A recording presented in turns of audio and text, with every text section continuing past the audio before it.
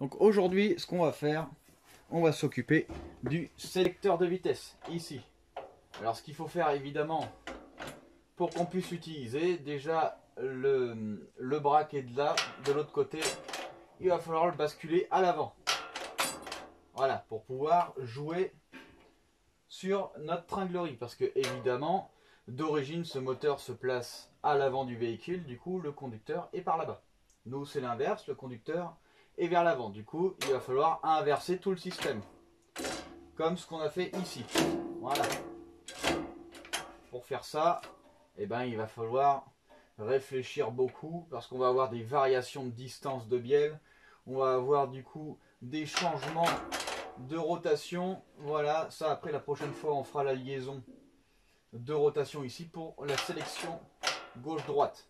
Nous on fait la sélection avant-arrière aujourd'hui.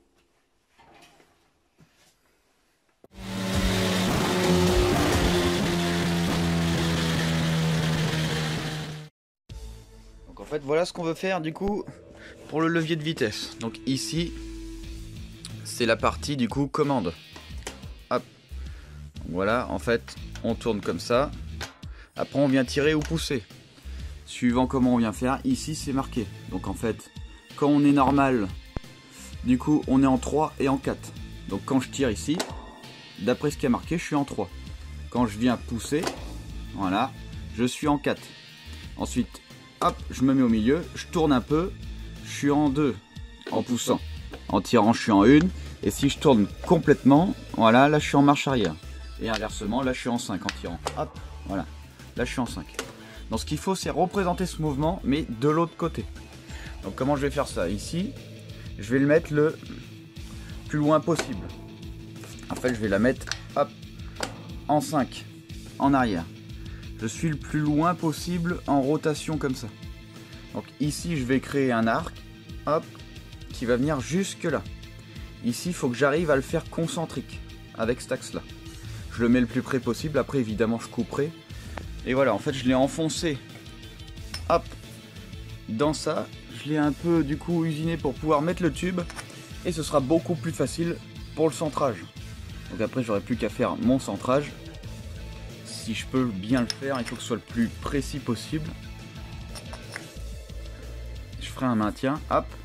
Et après, j'ai plus qu'à créer, du coup, un arc, hop, là, qui vient de là à là. Une fois que j'ai ça ici, je coupe pour pas être contre.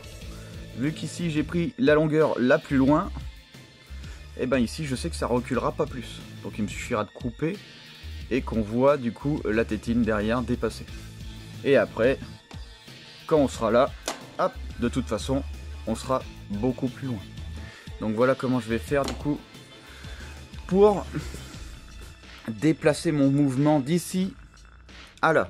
Et après évidemment on mettra le système de rotule pour passer d'ici à là. Et après j'ai la ligne déjà où je peux mettre du coup mon tube pour mon levier de vitesse.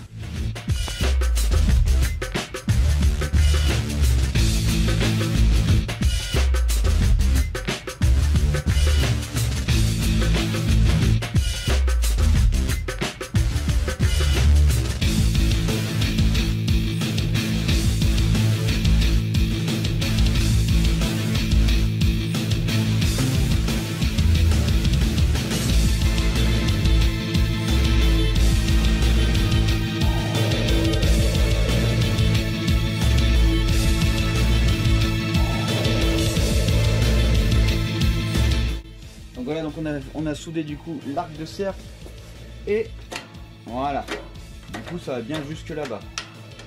Voilà, du coup on va pouvoir faire une transmission après.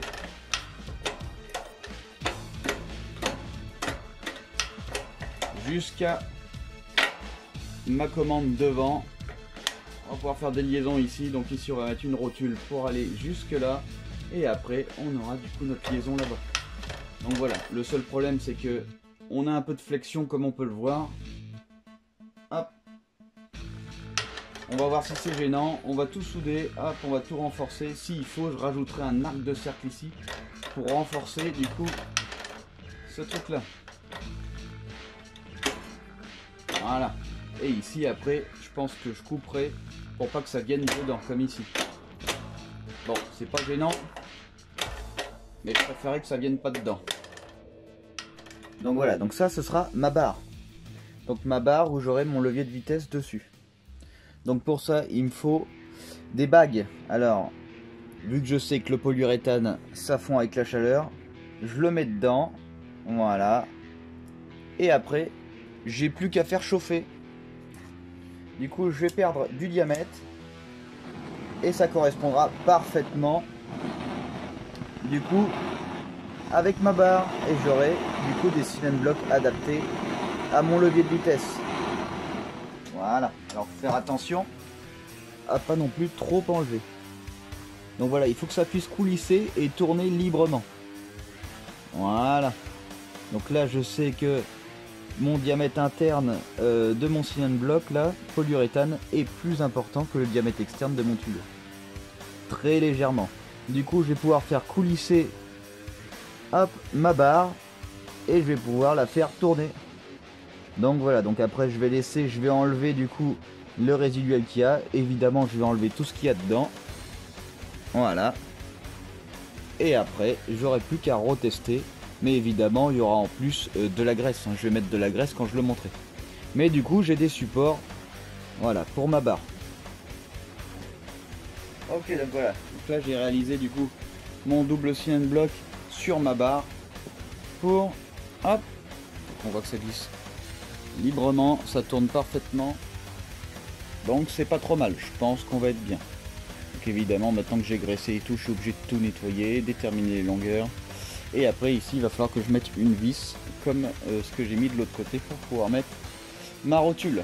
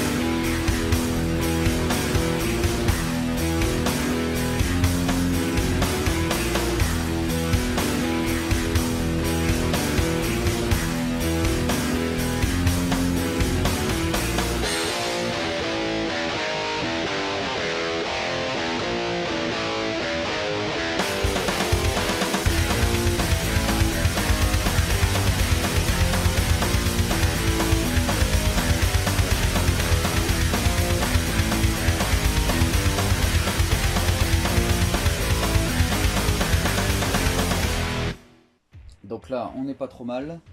On va installer du coup nos cylindres blocs. Hop. Voilà. Ensuite, on va installer notre barre. Alors sur notre barre, du coup, voilà, j'ai installé un écrou pour pouvoir mettre ma rotule. Alors, sur cette partie-là, je l'ai fait un peu conique. Comme ça, j'ai un débattement de rotule plus important. Voilà. Donc là, je vais installer ma barre. Hop. Voilà. Et maintenant, je peux installer ma rotule. Et je peux déterminer du coup la longueur. Ici, hop. Donc j'ai ma rotule là. J'ai mon autre rotule ici. Et là, j'ai plus qu'à faire du coup une biellette. Alors je vais avancer un peu, voilà, comme ça je mets encore un peu moins du coup de rotule, parce que sinon plus je suis loin et moins j'aurai de place pour mon jeu. Alors évidemment ici je suis plat, j'ai mis cette petite pièce qui me permet d'utiliser un peu plus ma rotule. Si je suis contre du plat, ma rotule elle a quasiment aucun jeu. Par contre si je mets une petite pièce comme ça, j'augmente du coup le jeu de ma rotule. Donc c'est ce qu'il faut absolument que je fasse ici pour augmenter mon jeu. Et en bas mon jeu de rotule est déjà augmenté grâce au bout conique. Donc là maintenant je fais ma bielle. Et après, on verra la suite. Donc pour faire la bielle, je vais me mettre un neutre. Voilà, donc là je suis sur un neutre. Je vais déterminer du coup la longueur par rapport au neutre. Et là, je pense que on n'est pas trop mal. Voilà, je pense qu'on va se mettre comme ça. Donc voilà, donc j'ai créé ma première bielle. Alors comme vous avez pu le constater, je l'ai créée courbée. Alors si je l'ai faite courbée, c'est parce qu'il y a une raison très importante. Bon, il y a une raison moins importante déjà, c'est qu'en fait mes axes, du coup, mes rotules, elles sont droites. Du coup, j'ai encore plus de liberté avec mes rotules. Ici et là. La deuxième raison, c'est qu'en fait, entre ces deux axes, il faut tracer une droite. Et pile poil au milieu de cette droite, il faut que je crée un axe. Je pouvais pas créer un axe sur mon tube, je voulais vraiment créer un axe extérieur. C'est pour ça que j'ai fait cet arrondi. Donc il y a deux raisons à cet arrondi, comme je vous le dis, pour mettre mon axe qui est à peu près là, entre là et là, pile poil au centre. Et en plus de ça, mes rotules, elles ont beaucoup plus de liberté, elles sont beaucoup moins près. Par exemple, si j'étais comme ça, voilà, j'aurais été beaucoup moins près. Du coup, de mouvement, j'aurais été un peu plus limité dans mes mouvements. Là, ici, c'est très bien. Donc, ce qu'on va faire ici, il va falloir que je rajoute une plaque. Voilà. Et après que je perce pour pouvoir mettre un axe. Et après, il faudra que je fixe ça par rapport à ma boîte. Il faut toujours fixer une tringlerie sur la boîte. Une chose que j'ai oublié de vous dire à l'instant, cette bielle, suivant où je mets mon axe, je vais avoir plus de mouvement de levier ou je vais avoir moins de mouvement de levier. En fait, si vous voulez, plus je vais avoir de mouvement de levier, plus ici je mettrai court. Et inversement, si ici je mets plus long, mon levier va être très faible. Mais ce qu'il faut savoir, c'est que plus mon levier met de mouvement, plus ça va être facile d'appuyer sur ma tringlerie. Donc en fait, soit je me mets au centre et en fait, du coup, ce que je fais avec mon levier est absolument représenté sur ma tringlerie, ou alors je mets moins d'effort sur mon levier, mais par contre mon levier il aura plus de débattement. Donc ça c'est un choix que je peux effectuer. Si je dois l'effectuer, c'est maintenant ou jamais. Donc du coup, je pense que je vais faire, c'est que je vais pas le mettre au centre en soi, je vais légèrement le mettre ici. Je pense que je vais faire 33% de la longueur niveau tringlerie et 66% de la longueur niveau levier de vitesse. Du coup, en fait, je vais augmenter mon débattement de mon levier de vitesse. Par contre, ce sera beaucoup plus facile du coup pour changer les vitesses. Parce que normalement, par exemple, sur un levier de vitesse normal, vu qu'on est sur rotule, il vous suffit juste d'allonger votre levier de vitesse pour avoir plus de débattement et pour avoir plus de facilité à changer les vitesses. Ici, c'est sur notre tringlerie qu'on va jouer. Ici, du coup, je pense que plutôt que de le mettre au centre, comme je vous ai dit tout à l'heure, je pense que je vais plutôt le mettre vers le haut. Comme ça, sur mon levier, j'aurai moins d'efforts à fournir. Donc voilà. Donc j'ai créé l'emplacement à 1 tiers. Donc ici, on est à 1 tiers, ici, on est à 2 tiers. Donc voilà où on en est. Ici, on a dû faire du coup des variations de distance ici et en bas. Parce que évidemment, quand on bouge, hop, les distances varient. Voilà, ici on voit que les distances varient. Et c'est pareil en bas. Alors est-ce que j'y arrive assez aisément à changer? On peut dire que c'est pas trop mal. Je mets pas trop d'efforts. Et je peux faire varier mes vitesses. Je peux tourner. Bon, j'ai pas encore mis la fonction sélection. Ici on est juste avant-arrière. Mais comme on peut le voir, déjà on n'est pas trop mal. Sans ces variations de distance ici et ici, c'est même pas la peine, ça bouge pas du tout. Il faut absolument avoir une variation de distance comme ça. Voilà, donc là ici on n'est pas trop mal. Déjà on sait qu'on peut sélectionner nos vitesses. Il manquera plus qu'après à faire la rotation pour pouvoir choisir 3, 4 ou première, deuxième. Donc voilà, on a enfin fini du coup notre système. Donc la sélection droite-gauche, on verra ça la prochaine fois. Là ce qu'on a fait, c'est du coup le haut-bas. Voilà, vous voyez, je mets pas d'effort. La sélection se fait normalement. On a dû faire des variations de distance sur nos biellettes.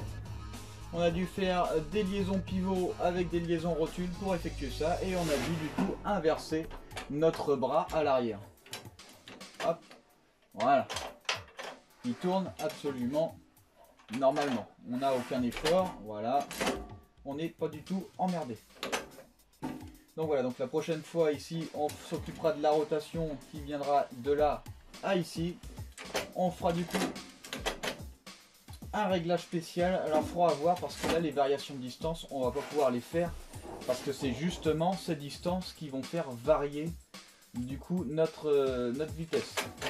Donc on verra si on trouve des problèmes, évidemment on va les résoudre. Le plus dur est fait, le plus dur c'était vraiment cette étape là. Ici vraiment avec des variations de distance de chaque côté de la bielle, une liaison pivot, deux liaisons rotules. C'est quand même une tringlerie assez complexe. C'est pas un truc qu'on voit couramment. Pour faire une inversion de toute façon de tringlerie, on n'a pas eu le choix, il a fallu faire ça. Alors j'avais plein d'idées, hein. J'avais l'idée de mettre par câble avec des câbles qui vont jusqu'à l'arrière et après avoir une tringlerie à l'avant. En gros le système se ferait fait par câble. Moi ce que je voulais c'était vraiment chercher pour trouver quelque chose d'assez original, d'assez sympathique. Donc voilà, donc là j'ai une tringlerie du coup sur mesure complète et j'ai pu inverser toute la tringlerie parce que vu que le moteur il est à l'avant normalement, le conducteur est là-bas. Nous, notre conducteur il est ici, devant, et du coup il a fallu inverser tout le système. Et on s'en est pas trop mal tiré.